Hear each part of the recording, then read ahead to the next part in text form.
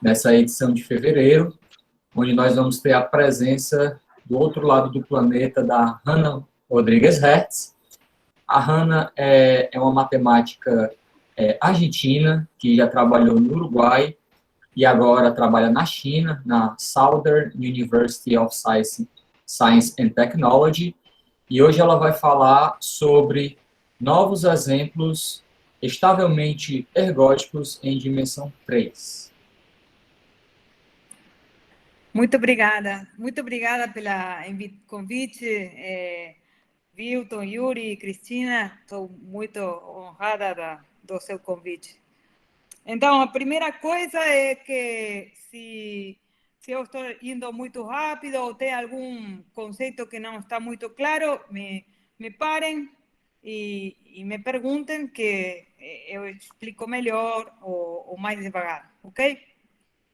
Então, a ideia é apresentar novos exemplos de sistemas estavelmente ergódicos em variedades de dimensão 3. Então, a primeira coisa, naturalmente, é definir o que é um estavelmente ergódico. Então, a definição não é bem a mais ortodoxa, eu vou explicar por quê. Eu vou dizer que um diffeomorfismo C1 dentro dos conjuntos dos diffeomorfismos conservativos que preservam uma forma, uma medida suave de volumen, eu vou dizer que esse diffeomorfismo C1 é estavelmente ergódico se tem uma vizinhança dentro dos conjuntos dos diffeomorfismos C1, uma vizinhança C1, tal que todo diffeomorfismo C2, preservando volume dentro dessa vizinhança, é ergódico. O que não é ortodoxo dentro dessa definição é que, em geral, a definição pede que o centro da vizinhança também seja C2. Eu não vou pedir isso. Então, com essa definição, eu vou explicar logo depois por que eu estou interessada nisso, porque eu vou estar interessada em propriedades genéricas dentro do C1 e então tem que pedir que seja C1. Mas essa definição é um pouco esquisita ao começo, porque com essa definição poderia ser estavelmente ergódico, mas não ergódico. Está vendo? Porque eu só penso que o C2 dentro da vizinhança seja ergódico, mas o centro não é C2 a priori e poderia não ser ergódico. Mas eu vou mostrar que genericamente um estavelmente ergódico sim é ergódico. E isso por que é? Isso é porque dentro dos conservativos C1, C0, de qualquer diferenciabilidade, o conjunto dos diffeomorfismos ou homeomorfismos ergódicos é um conjunto G-delta, que quer dizer que é uma interseção enumerável de abertos. E isso é um exercício muito interessante a fazer. Obviamente, só precisa demonstrar para a topologia C0, porque se é uma interseção de abertos e uma interseção de abertos na topologia C0, numerável, então para qualquer topologia vai ser uma interseção numerável de abertos. Isso é um bom exercício, mas se vocês não conseguem provar, está no paper do Oxtoby e Ulam, do ano 41, mas eu sugiro fortemente tentar fazer, porque é entretenido e é muito esclarecedor. Mas agora é um G-delta. Então, Arthur Ávila, no 2008, tem provado que os diffeomorfismos C2 são densos dentro dos diffeomorfismos C1 conservativos. Ou seja, todo diffeomorfismo C1 pode ser aproximado por C2. Então, numa bola C1, tem um denso de C2. Com isso, você tem que, se um conjunto é estavelmente ergódico, vai ter dentro da bola de estabilidade ergótica vai ter um conjunto G delta e denso de C1, mas um conjunto que é interseção enumerável de abertos e densos é um genérico. Então, genericamente, um estavelmente ergódico é ergódico. Ficou claro isso aí? Oi? Sim, sim. Bom, para mim, todo mundo aí. Ok. Se não fica claro, é por isso que eu quis fazer uma motivação para essa definição, que não é a mais ortodoxa, mas que funciona genericamente. Genericamente, o estavelmente ergódico, C1 vai ser ergódico também. Então, bom, tem uma pergunta, que por que só peso dentro da vizinhança C1, só que os C2 sejam ergódicos? Bom, a resposta é muito simples, é porque não tem ainda nenhum exemplo de uma bola C1 onde todo mundo seja ergódico. Não se sabe se existe um exemplo assim.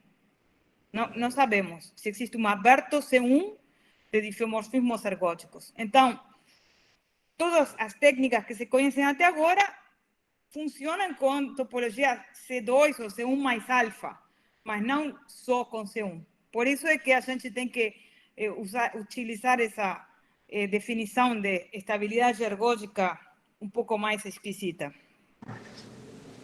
Então, vamos a discutir um pouco os mecanismos que ativam a estabilidade ergódica.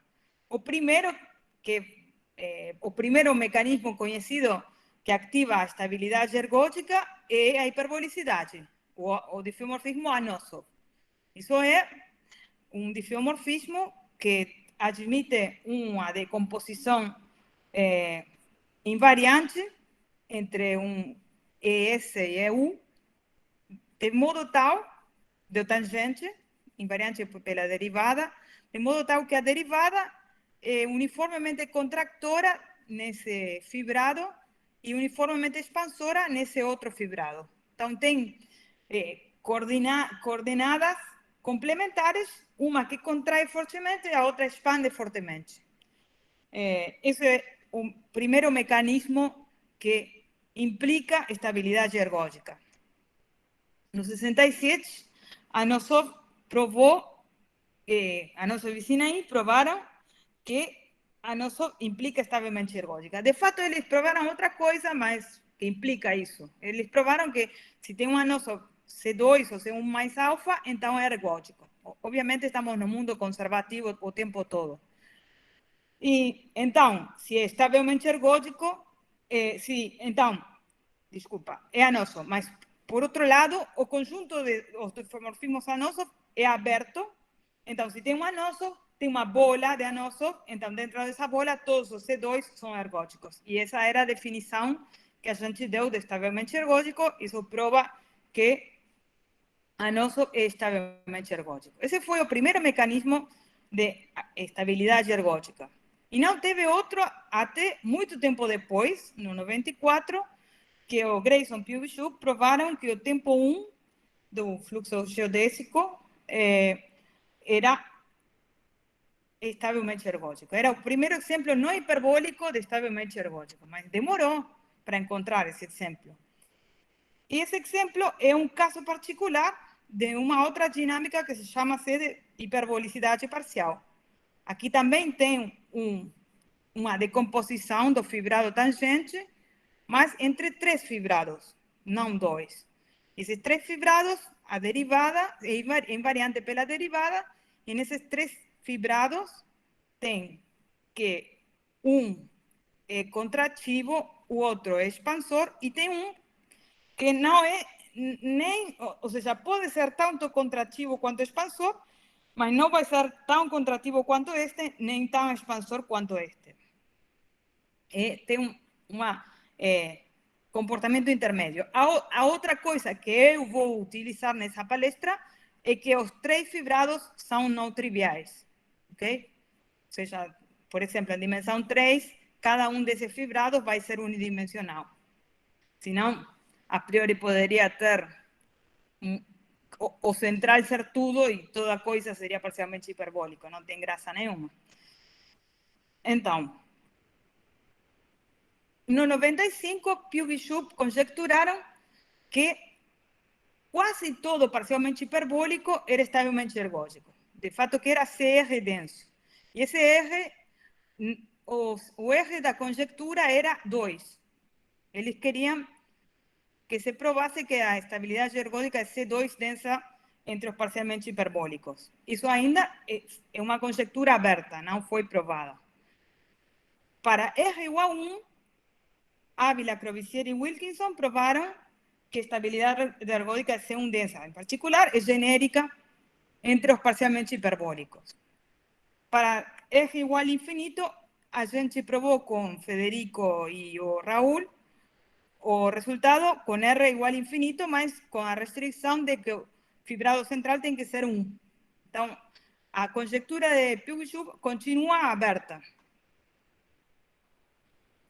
Então, ok, já temos a hiperbolicidade é um mecanismo que ativa a estabilidade ergódica, a hiperbolicidade parcial é um mecanismo que ativa a estabilidade ergódica. Pode ir mais longe do que isso? Bom, no 2004, 10 anos depois do Pugh e Shoup, ou do Grayson, Pugh e Shoup, o Ali Tassibi provou que tem um exemplo que não é parcialmente hiperbólico e que é estavelmente ergódico.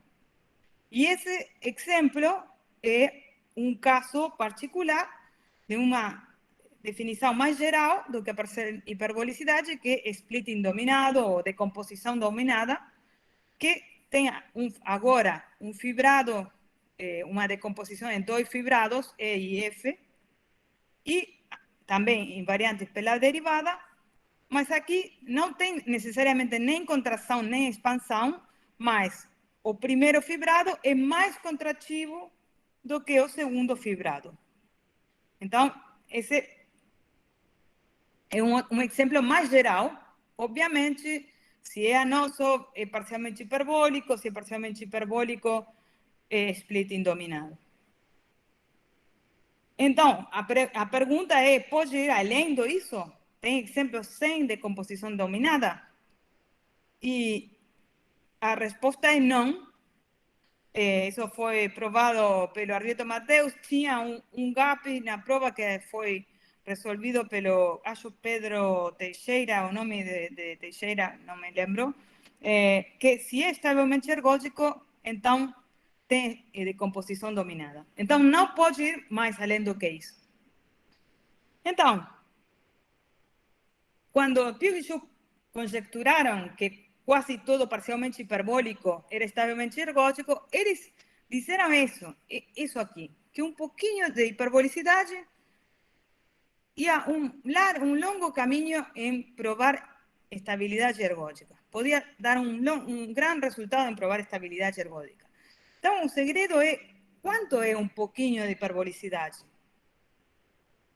Aí, no ano 2012, eu, de fato, não só eu conjecturei isso, eu dei essa conjectura para provar a meu aluno de doutorado. Eu matei ele com isso. Pedi para ele provar em dimensão 3 isso aqui, que um pouquinho de hiperbolicidade, que isso aqui é entropia métrica positiva, implica genericamente ergodicidade estável. Isso continua aberto em dimensão 3 mesmo e parece ser um problema bastante difícil. De fato, genericamente, essa pergunta é o mesmo que perguntar se a decomposição dominada implica estabilidade ergódica. Então, seria que a conjectura é que genericamente é um cis ou si. Ou seja, a estabilidade ergódica cis ou si, genericamente cis ou si, tem splitting dominado, ou decomposição dominada.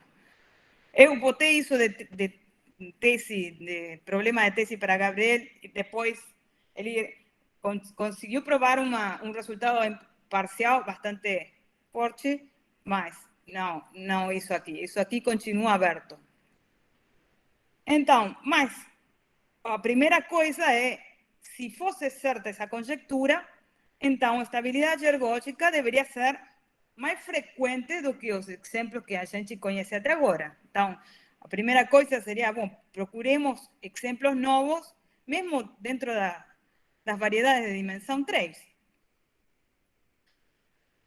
E, por exemplo, até agora, antes deste trabalho, todos os exemplos conhecidos de splitting, de composição dominada que não eram parcialmente hiperbólicos en variedades de dimensión 3, que eran establemente ergódicas, eran todos derivados de anosov, o sea, isotópicos a un anosov. Todo mundo que era establemente ergódico dentro de variedades de dimensión 3 y que no fuesen parcialmente hiperbólicos eran isotópicos a anosov y en particular eran solo conocidos ejemplos no toro T3. Entonces, ese trabajo muestra que toda variedade que admite um parcialmente hiperbólico também admite um exemplo estavelmente ergódico não parcialmente hiperbólico, só com decomposição dominada. Então, o primeiro teorema, que é um trabalho conjunto com Gabriel Núñez e David Obata, prova que na classe de isotopia de todo difeomorfismo parcialmente hiperbólico conservativo en variedades de dimensión 3, tem un difeomorfismo establemente ergódico que no es parcialmente hiperbólico. Ese es el teorema A. El teorema A va a se deducir de este teorema que es más técnico, más explícito, y que, bueno, espero poder explicar bien. El teorema B, bom, deixa primeiro fazer essa observação. Se F tem um splitting dominado em dimensão 3, então, ou F é unidimensional ou E é unidimensional. Um dos dois vai ser unidimensional, porque não tem outra opção.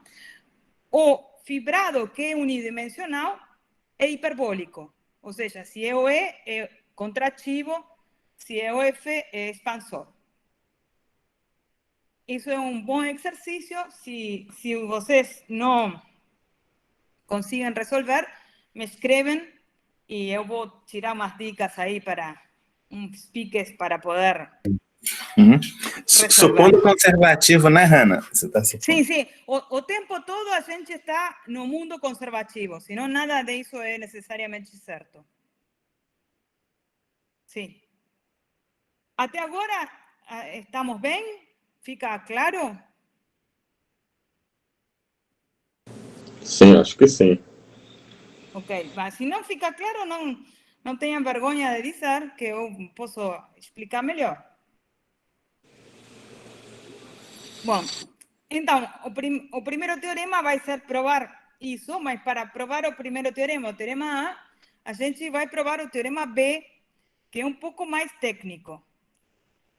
E para isso eu vou explicar.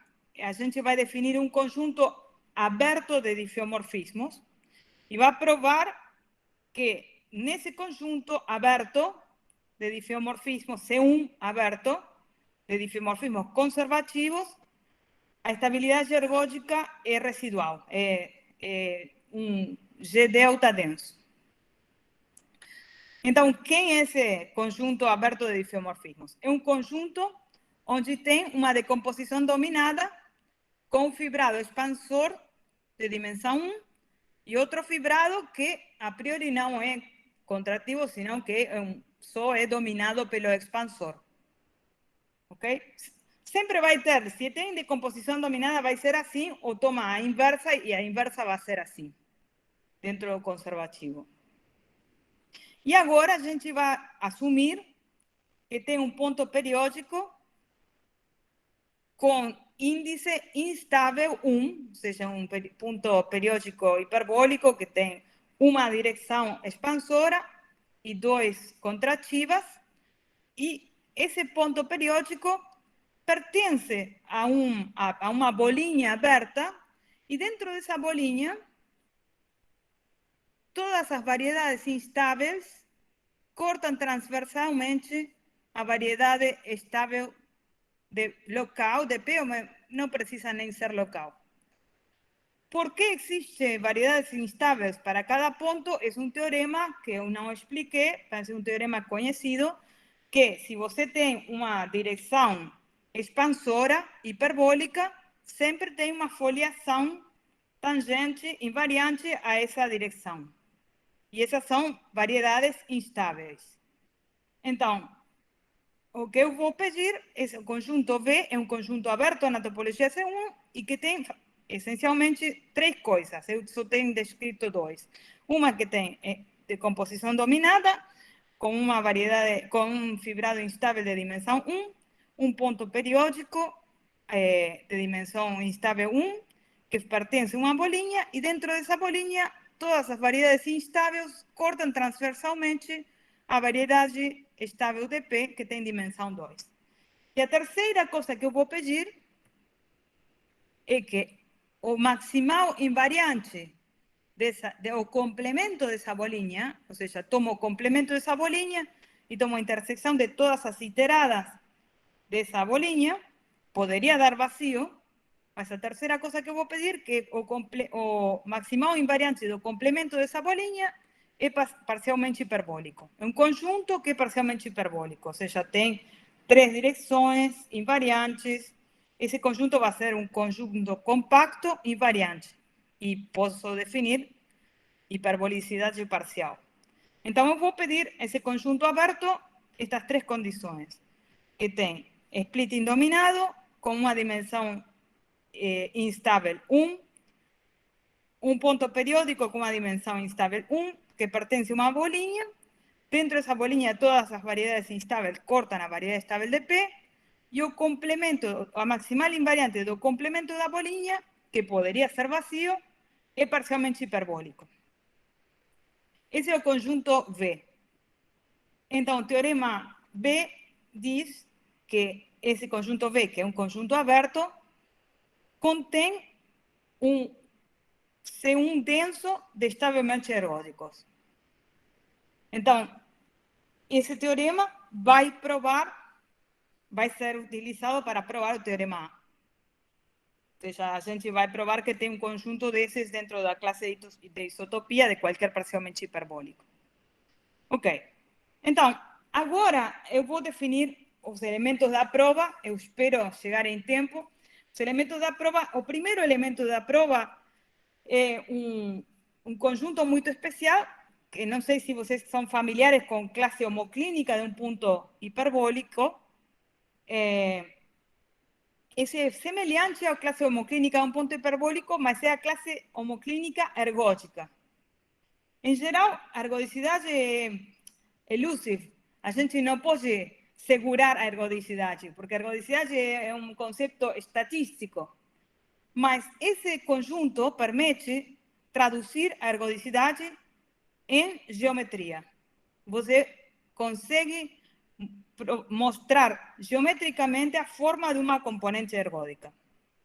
Então, a gente vai definir isso. Então, no primeiro, a gente vai se restringir, não sei porque botei isso, o conjunto não uniformemente hiperbólico vai ser o conjunto onde todos os exponentes de Lyapunov são distintos de zero. Se não sabem o que é exponente de Lyapunov, bom, só que o que eu vou pedir é que o limite superior dessa quantidade seja distinto de zero para todos os vectores V do tangente. E esse conjunto eu vou chamar o conjunto não uniformemente hiperbólico, também conhecido como região de Pessin.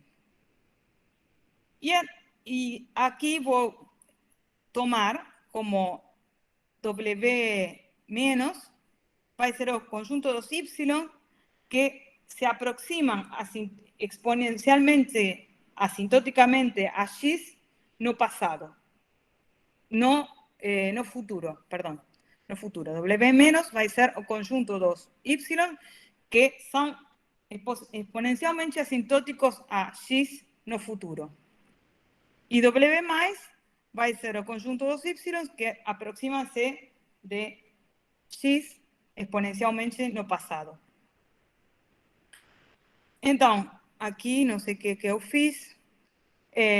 Isso aqui tinha uma E, que sumiu. Eu vou definir a componente ergódica, a classe homoclínica ergódica, que vai ser o conjunto dos pontos que cortam a instável de P5 corta transversalmente a estável do P ou da órbita de P. Podemos supor que o P é fixo para simplificar. Então, vou supor que é o conjunto dos pontos, deixa eu... Ups. Oh. Eu vou ter que consertar isso aqui, porque não sei o que aconteceu. Deve ter dado algum problema na compilação, né? Sim, eu não sei o que passou. Deixa que eu vou tentar consertar isso. Me dá um minutinho. Eu tinha corrido, não sei o que aconteceu.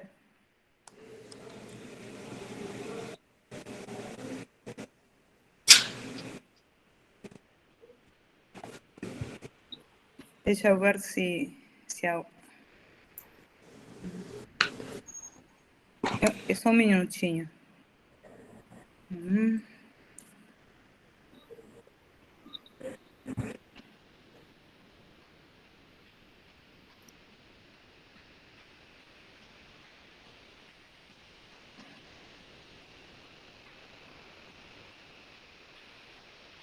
Ah, aqui. Tá, foi, não sei o que aconteceu, vou partilhar agora de novo. Não sei, se ve que compilou mal.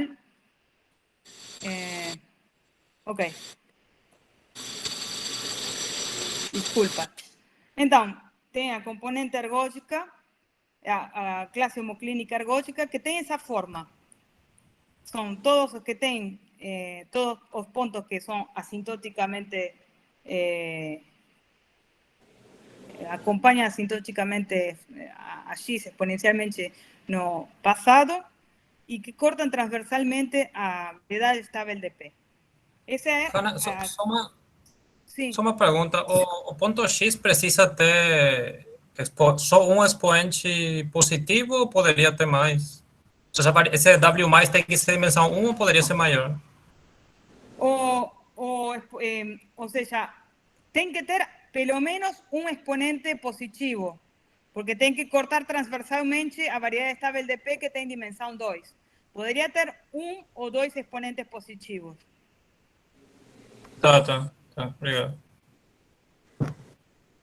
E também a gente vai definir a classe ergódica, homoclínica ergódica menos, que vão ser as variedades estáveis P5 que cortam a instável de P, que vai ter essa forma. Eu boto aqui tudo bonitinho, mas para aqueles que são mais familiarizados, as variedades de P5 não formam, em geral, uma foliação. É uma coisa horrível. Vão ser variedades, mas não vão formar uma foliação, em geral. Mas dá para dar uma ideia. Ou seja, os que cortam transversalmente a variedade estável são a componente ergódica mais, e as que cortam transversalmente a instável são a componente ergódica menos, e a componente ergódica vai ser a interseção dos dois. E aqui é o critério geométrico que a gente tinha falado, que diz o seguinte: se tem um dífio C2, aqui isso é muito importante, é C2, não é C1, e tem um ponto periódico hiperbólico, então, se a classe homoclínica menos tem medida positiva e a classe homoclínica mais tem medida positiva, M aqui é uma forma de volume. Se as duas têm medida positiva, então são iguais quase todo ponto e são a componente ergódica. F restringida a essa classe homoclínica ergódica é ergódica. E além do mais, todos os exponentes del diápono são diferentes de zero. As três coisas acontecem. Então, aqui a gente conseguiu uma maneira geométrica de identificar uma componente ergódica. Uma componente ergódica hiperbólica. Isso aqui vai ser muito útil, porque com isso a gente vai poder identificar geometricamente o conjunto onde tem ergodicidade. E isso é que a gente vai utilizar para provar estabilidade ergódica. Obviamente, precisamos só com F, ou seja, a classe homoclínica ergódica se pode definir para FC1, mas esse resultado só vai valer para FC2. Então, aqui temos a classe homoclínica ergódica, que é a intersecção dos dois, que vai ser uma coisa feia, não vai ser nem fechado a priori, vai ser uma coisa medível somente. Mas essa classe homoclínica ergódica tem uma propriedade genérica muito interessante, C1, que, ou seja, a primeira vez esse resultado foi provado foi conjecturado por Magné, foi provado pelo Jairo Bocchi, depois eu generalizei para a dimensão 3, e finalmente Arthur, Sylvain Clovissier e Amy Wilkinson provaram para qualquer dimensão. E o que diz isso é que genericamente, no meu caso eu vou utilizar em dimensão 3, mas vai ser em qualquer dimensão, ou tem que todos os exponentes de diápono são zero, quase todo ponto, ou F ergódica, a classe homoclínica ergódica de um ponto periódico que tem todos os exponentes diferentes de zero, e isso é quase toda a variedade, e o splitting dos LDs é globalmente dominado. Para quem não saiba o que é o splitting dos LDs, só precisa saber que vai ter um splitting dominado, uma decomposição dominada na variedade, que divide os exponentes positivos dos negativos. Então, com esse resultado, a gente vai provar que dentro daquele conjunto B que tinha aquela bolinha e que o complemento da bolinha era parcialmente hiperbólico, a estabilidade ergódica é C1 densa. Essa é a estratégia é provar primeiro esse teorema. Então, o que a gente vai provar é que se tem um F dentro desse conjunto genérico e o PF, o periódico, dentro da bolinha, como definido nessa definição, a gente encontra uma vizinhança, tal que todo G, dentro dessa vizinhança, tem que sua classe homoclínica ergódica é todo M. Então, isso automaticamente implica que é estavelmente ergódica, porque F restringida a isso aqui, sendo C2, vai ser ergódica. Então, se todo G, C2, cumple que isso é toda a variedade, então F é estavelmente ergódica. Então, a estratégia é provar que a classe homoclínica ergódica é toda a variedade estavelmente dentro de uma bolinha C1. Então, como a gente vai fazer isso? A gente vai utilizar o que tem a favor, que é a geometria. E o que temos a gente da geometria? A classe homoclínica ergódica toma toda a variedade instável de P inteira. Mas a gente tem uma subvariedade da variedade de P, que é a que é tangente ao fibrado hiperbólico expansor, que é de dimensão 1. Então, a gente vai provar que o conjunto de pontos cuja variedade instável hiperbólica corta transversalmente a variedade estável de P é quase toda a variedade. Isso é o que a gente vai provar. E por que vai provar isso? Porque isso aqui está contido dentro da classe homoclínica ergódica plus, que é a classe dos pontos em que a variedade instável P corta transversalmente a variedade estável de P. Obviamente, se isso corta transversalmente, uma que contém essa também vai cortar transversalmente. Então, não tem problema com isso. Então, a primeira coisa vai ser provar que os pontos cuja variedade instável forte corta a variedade de P é quase toda a variedade. Logo, a gente vai provar que a variedade, que a classe homoclínica ergódica menos, que são as estáveis que cortam a instável de P, tem medida positiva. Então, uma vez que isso tem medida total e isso tem medida positiva, o critério que a gente tem feito com Federico e Alita Civi e o Raul prova que são iguais quase todo ponto e que a medida é total, portanto, é estavelmente ergódica. Então, a estratégia é provar que isso aqui tem medida total e logo provar que isso tem medida positiva, estavelmente dentro da vizinhança 1. Então, como a gente vai fazer isso? A primeira coisa é que tem provar que tem uma bolha, tal que todo G dentro dessa bolha, as variedades instáveis fortes que cortam transversalmente a variedade estável do ponto periódico, a continuação do ponto periódico P, é quase toda a variedade. Ou seja, o complemento disso tem medida zero. Isso é que a gente vai provar. O conjunto das variedades dos pontos cuja variedade instável forte não corta a variedade estável de P tem medida zero. Isso é a primeira coisa que a gente vai provar. E como a gente vai provar isso? A gente define o conjunto dos pontos cuja variedade instável não corta transversalmente a variedade estável de P. Esse conjunto é aberto, esse daqui. Então, o gama G é fechado. Por que é aberto? Porque se um ponto de uma variedade de dimensão 1 corta transversalmente a variedade estável de dimensão 2, se perturba um pouquinho, o ponto também vai continuar pela continuação, porque isso aqui é uma foliação, vai continuar cortando transversalmente.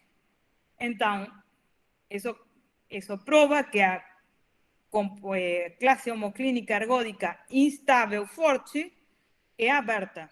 Portanto, esse gama G é fechado. A classe homoclínica ergódica instável forte é também invariante, portanto, esse gama G é invariante. E também é saturado por instável, porque, obviamente, isso aqui só depende do comportamento da variedade instável. Então, tem um conjunto compacto, invariante ou saturado. Mas, além disso, lembra que, genericamente, pelo teorema da dicotomia, que ou tem todos os exponentes zero, ou pH, ou a classe homoclínica ergódica era quase tudo, isso implica que o complemento tem medida zero, genericamente. Então, para F, o centro da vizinhança, isso aqui tem medida zero. Então, a coisa que a gente tem que observar é que a bolinha U da definição de V, lembra que a definição de V tem um ponto periódico e uma bolinha U, que todo ponto, toda instável dentro do U, todo ponto dentro do U só é instável, corta a estável de P. Então, a bolinha U está contida dentro dessa classe homoclínica ergódica instável forte. Portanto, o gama G está contido no complemento da bolinha U. E como gama G é invariante, vai estar contido no maximal invariante do complemento da bolinha U. Mas o maximal invariante do complemento da bolinha U era um lambda G que era parcialmente hiperbólico. Portanto, esse gama G vai ser, como é um conjunto parcialmente hiperbólico, também vai ser parcialmente hiperbólico. Então, a primeira coisa que a gente tem, a gente quer provar que esse gama G tem medida zero. A primeira coisa que a gente tem é que esse gama G é parcialmente hiperbólico. Então, a segunda coisa que a gente vai provar é que, como esse gama G é parcialmente hiperbólico, genericamente tem medida zero. Não só genericamente. Vai ter medida zero, eu vou provar que vai acontecer. Então, vamos supor que não tivesse uma bola onde todo gama G tem medida zero. Então, teria uma sucessão, uma sequência Fn que converge a F na topologia C1 e que a medida desses gamas Fn são positivas sempre. De lo contrario, a gente tem uma bola onde todos têm medida zero.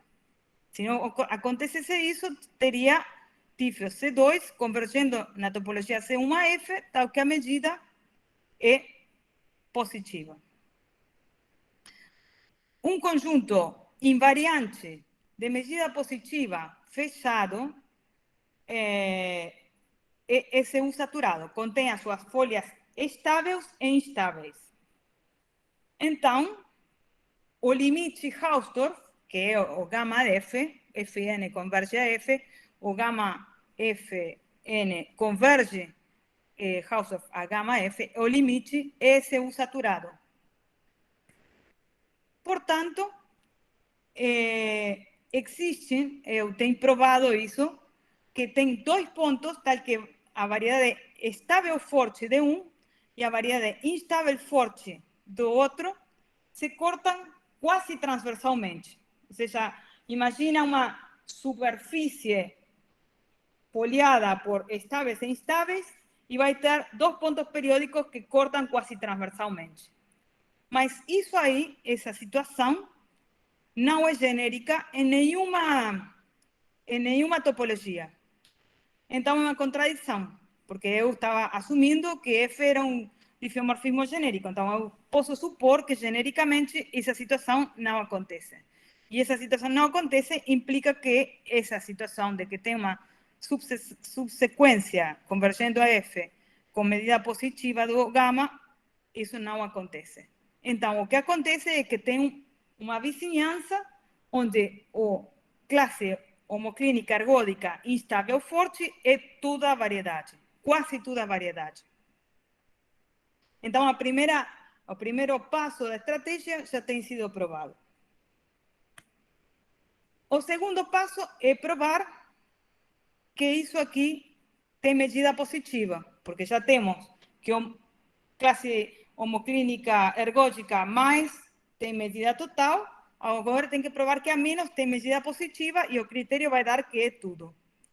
Mas isso aqui, tínhamos visto que, genericamente, isso aqui é quase tudo, pela dicotomia, e por um resultado de Ávila e Jairo Bocchi, temos que isso aqui, a medida disso aí, varia com continuidade. Então, numa vizinhança, vai ter medida maior do que uma constante. Em particular, vai ter medida maior do que zero. Então, já temos o que a gente queria. Tem que a medida da classe homoclínica mais é positiva, é tudo, a medida da classe homoclínica ergódica menos é positiva, então, pelo critério, é sempre estavelmente tudo. E isso prova a estabilidade ergódica. Então, isso aí prova o teorema B. Então, o teorema A, que tem pouco tempo, tem 10 minutos, acho que de repente posso fazer em 10 minutos, é menos técnico. Isso aqui é menos técnico. Se vocês se relaxam, podem assumir que a gente vai descer todo com desenhinhos. Então, a gente pega agora, lembra, o teorema A era provar que dentro da classe de isotopia de qualquer parcialmente hiperbólico conservativo, tem um estavelmente ergódico que não é parcialmente hiperbólico. Então, a ideia vai ser pegar um ponto periódico e perturbar para romper, para quebrar a hiperbolicidade parcial. Então, qual é a ideia? A gente pega qualquer conservativo parcialmente hiperbólico numa variedade de dimensão 3 e pega um ponto periódico, vamos supor fixo para não complicar, e vamos supor que é linearizável. Tudo isso a gente pode reduzir a caso linearizável.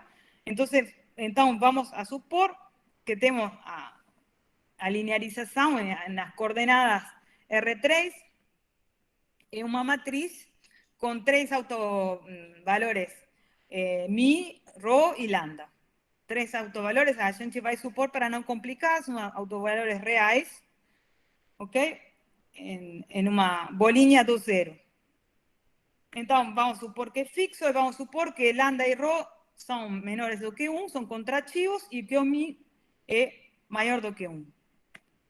Então, o que a gente vai fazer uma perturbação C0 dessa linearização, e a perturbação vai estar suportada numa bolinha que vai estar contida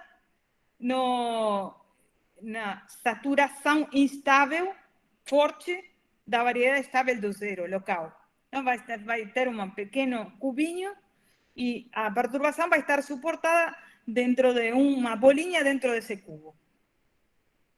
Então, o que a gente vai fazer? Vai perturbar até que a derivada da perturbação tenha a diagonal μ, o expansor, e os dois valores próprios contrativos fiquem iguais. Um sobre raiz de μ, um sobre raiz de μ. E o resto vai ser F0 fora de uma bolinha do zero. Eu vou botar um desenho agora, vai ficar mais claro. E a perturbação vai preservar os planos centroestáveis. E vai preservar uma família de cones. Tudo isso a gente pode fazer. Então, qual a ideia do que a gente vai fazer? Esse é o original, tem lambda, rho e μ, e a gente vai perturbar para que fique o mesmo μ, e aqui vai ter, eu botei mal, tem μ a menos 1/2, μ a menos 1/2, ficam iguais e contrativos. É a primeira perturbação. Então, a segunda perturbação, além disso, a gente vai fazer uma pequena rotação no conjunto XZ e YZ e vamos obter o F final para ter um valor próprio μ e dois valores próprios contrativos complexos de módulo 1 sobre raiz de μ. E também essa perturbação vai ser bem pequenininha, de modo que a derivada preserve cones. Então, a segunda perturbação, logo de que a gente tem isso aqui, é fazer uma pequena rotação para obter um valor próprio complexo. Então, com isso, a gente quebrou a hiperbolicidade parcial, porque já não pode ter 3 fibrados invariantes, porque tem essa rotação aqui. Então, quebra a hiperbolicidade parcial e então volta essa F, o difeomorfismo correspondente a essa última perturbação, pelo modo que a perturbação foi feita, a bolinha dentro do suporte da perturbação está contida dentro da saturação instável da variedade estável local de P, do ponto fixo. E então, como está contida aqui, e no complemento a gente não tocou nada, o complemento, e preserva uma família de cones, que tudo isso a gente tem que provar, se prova que no complemento é parcialmente hiperbólico. Em particular, o maximal invariante vai ser parcialmente hiperbólico. Então, desse jeito, dentro de cada classe de isotopia de um parcialmente hiperbólico, a gente obtém um conjunto V, como do teorema B, que tem um conjunto que tem essa bolinha e que o maximal invariante é parcialmente hiperbólico. Então, o teorema B funciona, F é isotópico a F0 e tem, isso aqui não tem importância, obtém que tem um estávelmente ergódico dentro da classe de isotopia de cada parcialmente hiperbólico. E agora, para finalizar, só dizer que isso permite obter novos exemplos, porque agora, dentro de cada variedade que tenha um parcialmente hiperbólico, vai ter um não parcialmente hiperbólico estávelmente ergódico. Por exemplo, bom, isso aqui vai ser no T3, mas não vai ser um DA, vai ser isotópico anosóbio pela identidade. Também vai ter exemplos isotópicos ao tempo 1 de um fluxo geodésico. E também vai ter exemplos isotópicos a difeomorfismos parcialmente hiperbólicos anómalos, como aqueles que foram descobertos pelo Christian Bonacci, Hugo Leff, Andy Hammerlind e Rafael Potrier. E isso é tudo. Muito obrigado.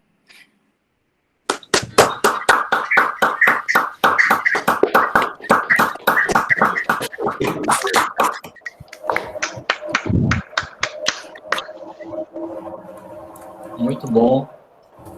Agora eu queria abrir o tempo para perguntas ou comentários que a audiência tiver.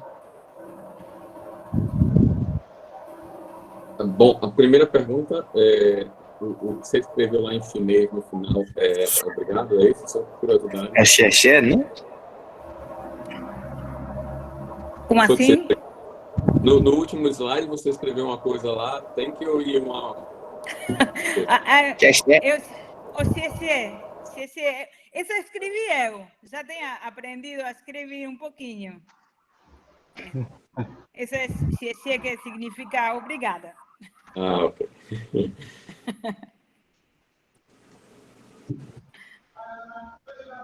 Bom, Era só então, essa pergunta, Vilton? não, eu tenho uma depois, mas deixa as pessoas perguntam um pouquinho do assunto. E aí Xé sozinho quer dizer alguma coisa? Obrigado, xexé 2 vezes, né? Não, deixa que eu te faço as perguntas, eu depois quero uma pergunta também mais técnica, mas depois. O Maurício levantou a mão. Agora, aqui no Google Meet, a gente tem essa opção, né, de levantar a mão. Então, vai lá, Maurício, pode fazer sua pergunta. Oi, Hannah, só uma pergunta. Sim.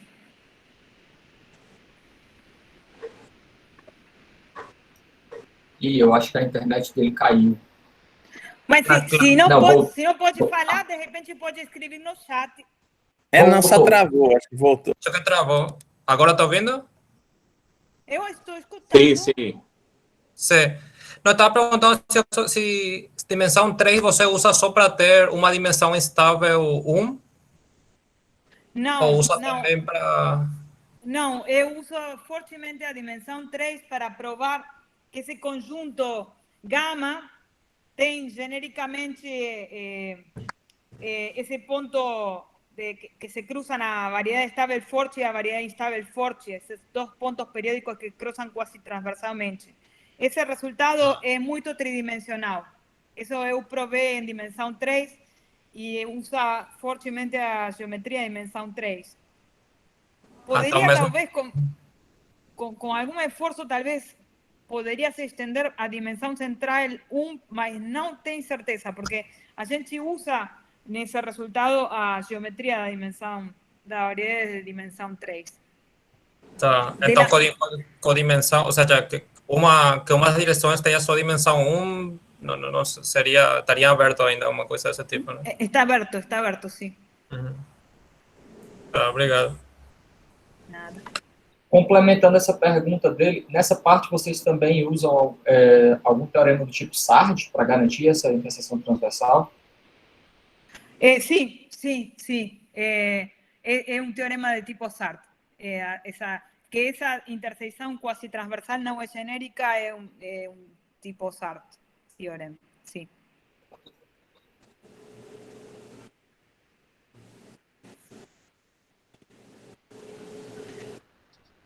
Eu não sei se é de Kupka-Smell ou é uma coisa assim. Sim. Sim, naquele conjunto V que você definiu, né, numa vizinhança do ponto... isso é para toda a vizinhança, para todo epsilon você acha uma vizinhança ou é uma vizinhança fixa? É uma vizinhança fixa. É uma vizinhança fixa. Se existe uma, e se você consegue uma que o complemento, o maximal invariante do complemento seja parcialmente hiperbólico, então já está, já dá certo.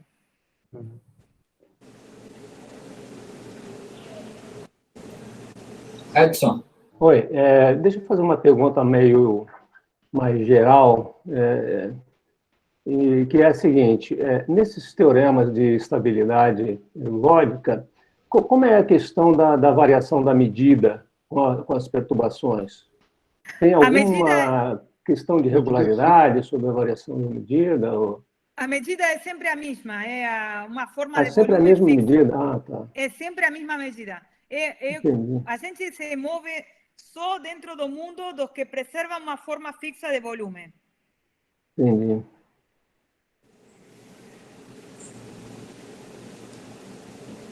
Isso, então, é diferente de você perguntar sobre unicidade, talvez, Não, é realmente outro problema. Entendi. Obrigado, Jana.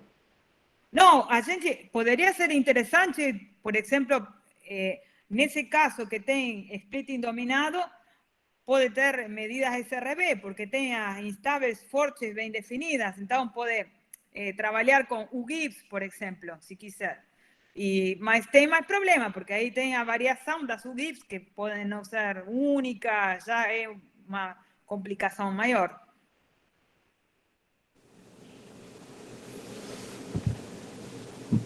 Da minha pergunta é um pouco nessa direção, então por isso que eu pedi para falar um pouco depois. Então, você trabalhou o tempo todo no mundo conservativo, certo? Sim, sim. Então, aí, bom, eu gosto de trabalhar normalmente com C1 mais alfa, então talvez algumas das minhas perguntas sejam meio estúpidas, porque, não me desculpe aí, mas... Não tem pergunta estúpida, sim. Bom, então, suponha que você esteja num aberto de axioma A e C1. Você tem alguma informação sobre a questão de, por exemplo, decomposição em componentes ergódicas ou medidas SRB genericamente dentro desse aberto?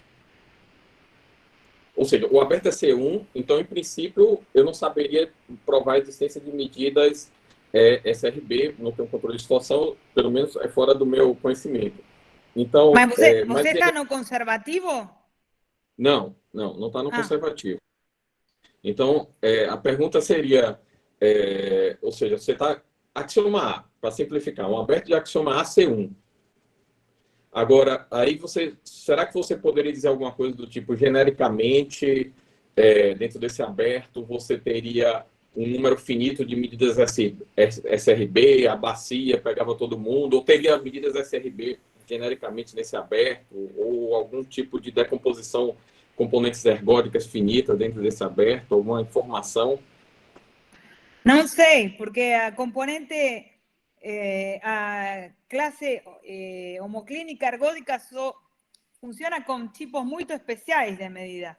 O critério de ergodicidade, esse funciona com tipos muito especiais de medida. Ou seja, em geral funciona só com formas de volume.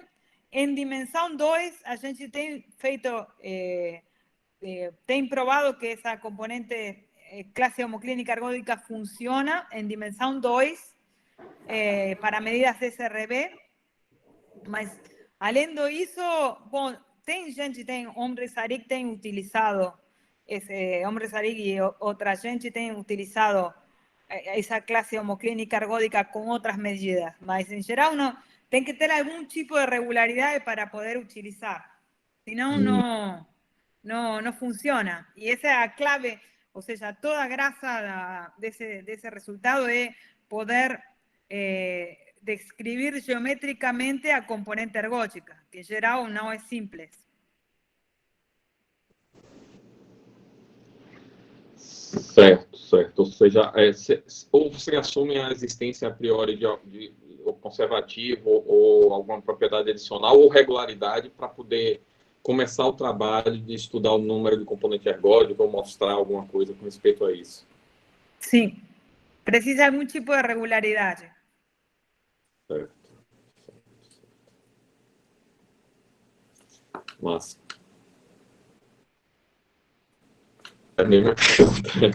Quem quiser mais aí. Mais perguntas, pessoal?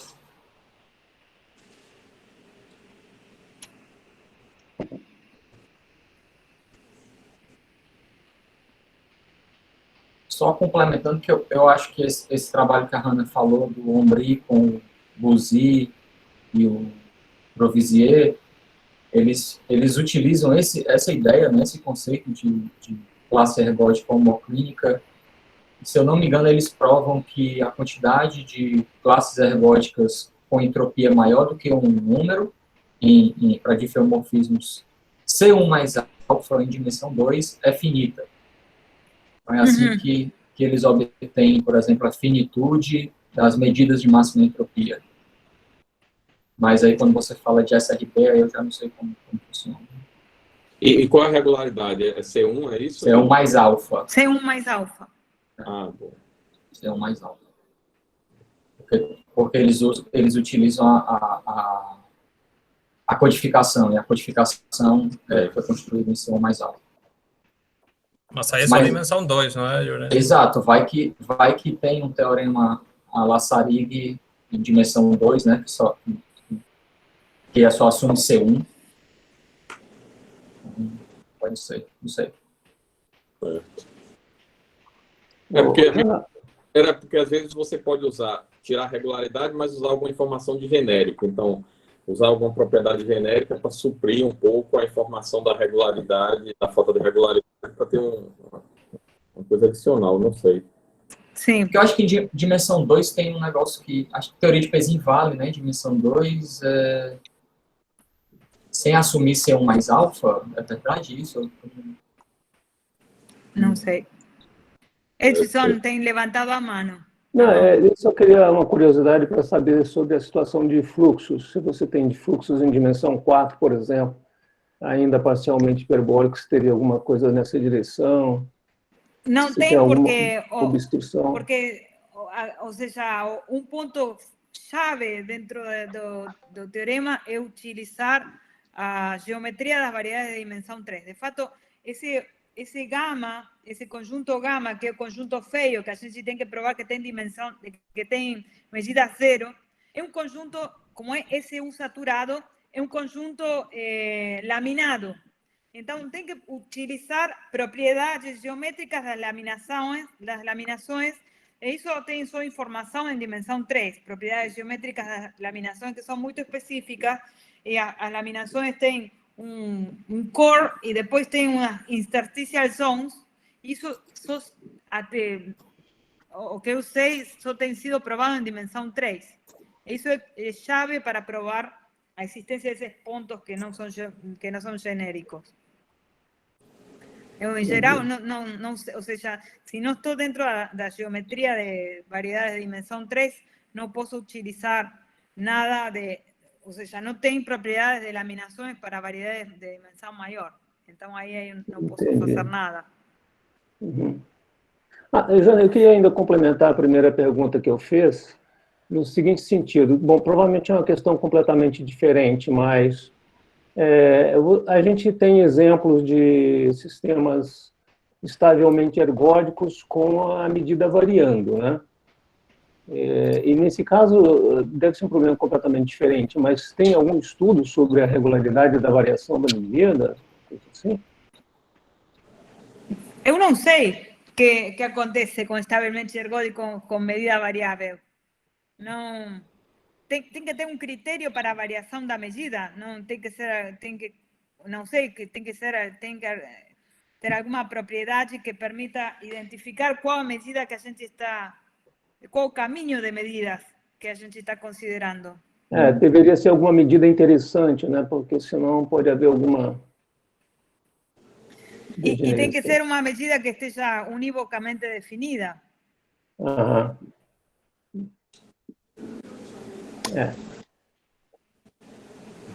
Porque, não sei se faria sentido nesse mundo hiperbólico mesmo, no mundo hiperbólico faria sentido falar sobre as medidas SRBs, né?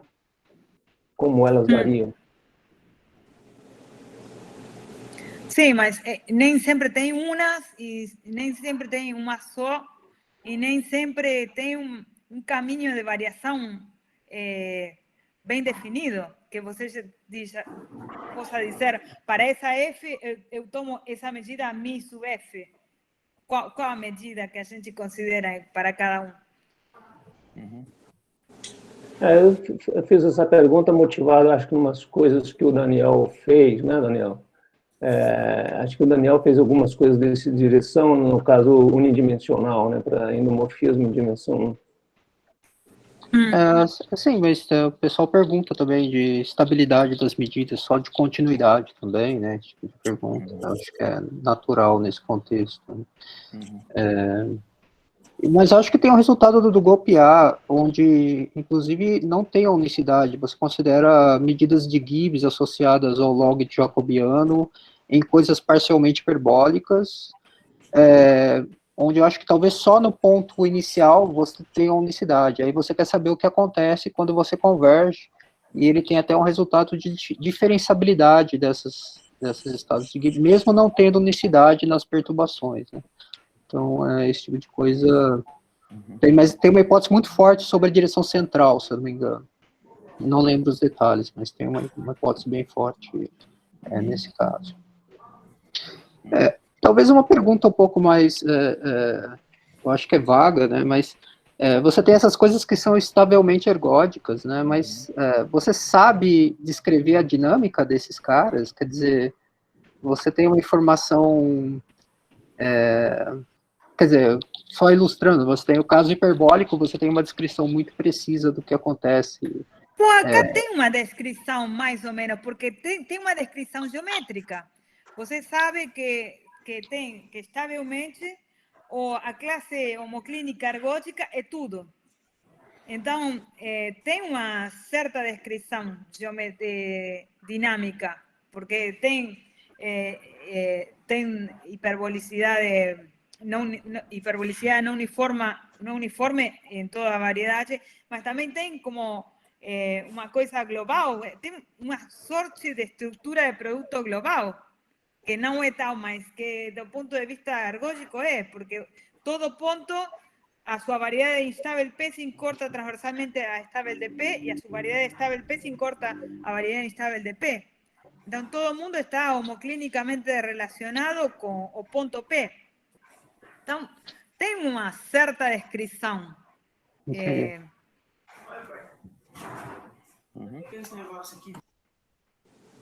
Meio na direção da coisa simbólica que o Yuri às vezes trabalha, teria, por exemplo, nesse caso aí, alguma descrição no estavelmente ergódico, alguma descrição simbólica da dinâmica, por exemplo, alguma coisa que você pudesse, sei lá, ou construir uma espécie de partição não numerável, ou sei lá, uma partição, ou alguma descrição simbólica? Seria interessante tentar ver se a gente pode fazer uma partição de Markov utilizando a componente, tipo de partição de Markov ergódico, não sei, porque tem, ou seja, tem estrutura de produto global. Mas você consegue ter... Entre aspas, porque é estatístico somente. Sim. Sabe se a medida aí é Bernoulli, alguma coisa assim com isso? Eu acho que é Bernoulli. Ou seja, genericamente vai ser...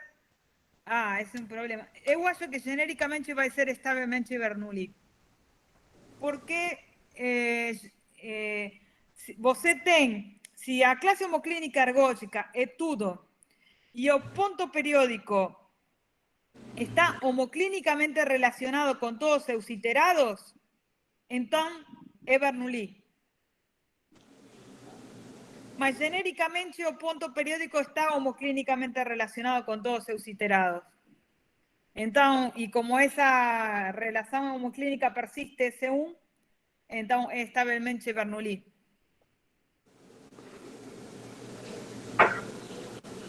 Sim. Então, sim, é estavelmente Bernoulli. Tem Bernoulli em toda uma vizinhança.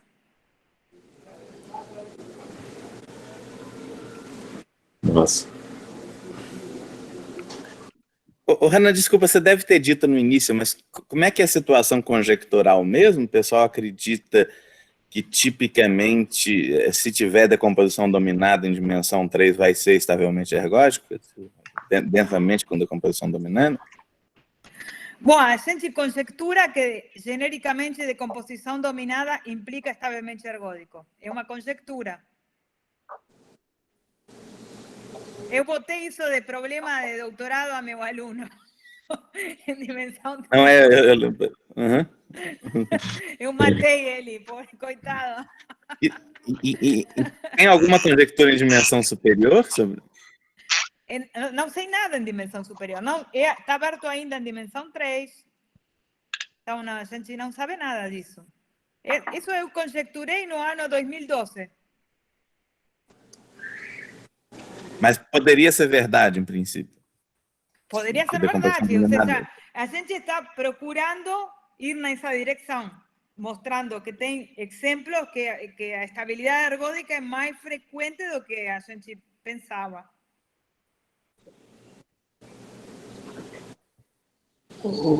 Jana, esse espaço conservativo, né, que se preserva uma medida pré-determinada, é bem restrito, né? Qual que seria assim, um exemplo simples assim que a gente pudesse ter em mente para tentar visualizar um pouco que tipo de comportamento pode estar acontecendo? Eu não sei, a pergunta se escutou um pouco distorcionada. Eu sei que esse espaço de conservativos é um subespaço, uma subvariedade de codimensão 1 dentro dos espaços dos difeomorfismos. Não, é codimensão infinita, eu acho. De codimensão infinita, sorry. Exatamente. De codimensão infinita. Mas é um espaço completo.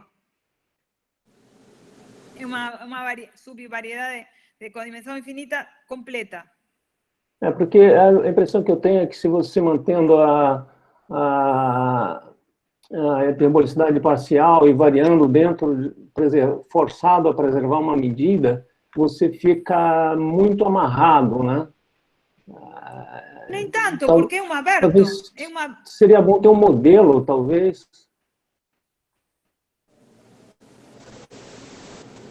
Dentro de os parcialmente hiperbólicos conservativos são abertos e tem um monte de... Não tem tanta restrição assim. Não, pelo fato de preservar uma medida, né? Sim, mas se você pega os parcialmente hiperbólicos que preservam volume, tem uma grande variedade de possibilidades. Eu acho que um pouco... A pergunta que eu tinha feito era um pouco nessa direção, talvez do questionamento do Edson, de que como você está misturando dinâmica C1, então genericamente C1, então se tivesse alguma propriedade de que, por exemplo, num aberto de axioma A ou qualquer coisa, você conseguisse provar que você poderia ter um número finito, pelo menos, de medidas SRB, que é tipo conjectura de Jacob, número finito de atratores que pegasse quase todo mundo ali, então talvez, por exemplo, o Edson ficasse mais confortável, você poderia, ou que fosse, como é o nome, ergódico, alguma coisa assim, único atrator, alguma coisa nessa direção, para ter um aberto dentro do espaço. Sim, eu não sei, seria muito interessante de provar que tem genericamente uma quantidade finita, ou sei lá, de SRBs. E a parte de ter algum tipo de variação, seria ótimo também.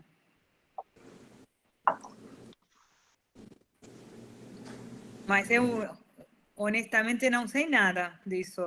Eu tenho tentado experimentar alguma coisa com medidas UGIFs, mas meu conhecimento é muito limitado. Mas, por outro lado, em física, tem várias situações em que o sistema é naturalmente conservativo, né? Quer dizer, ele já preserva uma medida a priori, tenta uma energia preservada, uma coisa assim. Sim, tem os hamiltonianos, os lagrangianos, todas essas coisas, bem com uma medida preservada, naturalmente.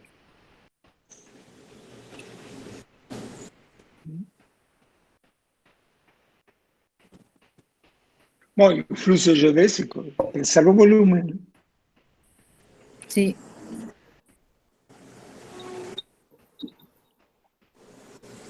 E aí, pessoal, mais alguma pergunta?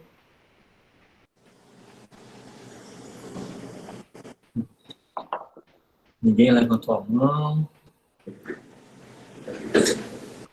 Então, eu acho que é a hora da gente agradecer mais uma vez a Hannah pela belíssima palestra.